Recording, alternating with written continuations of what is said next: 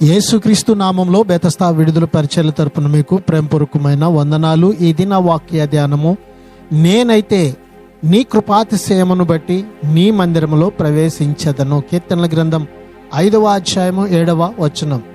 దేవుని కృప వల్ల దావీదు దుర్మార్గులకు వేరుగా ఉండేందుకు నిశ్చయించుకున్నాడు. అయితే దేవుడు తనను జీవించవస్తే అది తన సొంత యోగ్యత కాదని, కేవలం దేవుని దయ వలనేనని అతనికి తెలుసు. లోకానికి దాని ఉద్దేశాలకు దగ్గరగా ఉండేవారు ఎప్పుడు కూడా దేవునికి దూరంగానే ఉంటారు. అయితే లోకము దాని పరిస్థితులకు దూరంగా ఉండాలని నిశ్చయించుకున్న వారు దేవునికి ఎల్లప్పుడూ దగ్గరగా జీవిస్తారు. ఈ దినాన మనము కూడా లోకాన్ని, ఆ పరిస్థితులను విడిచిపెట్టి దేవునికి దగ్గరగా జీవిద్దాం. అట్టి కృపను దేవుడు మనందరికీ దయచేయునుగాక. ప్రార్థన.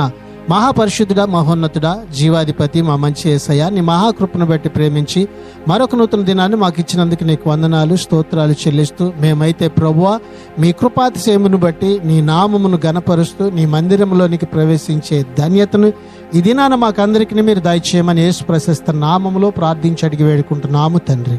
ఆమెన్.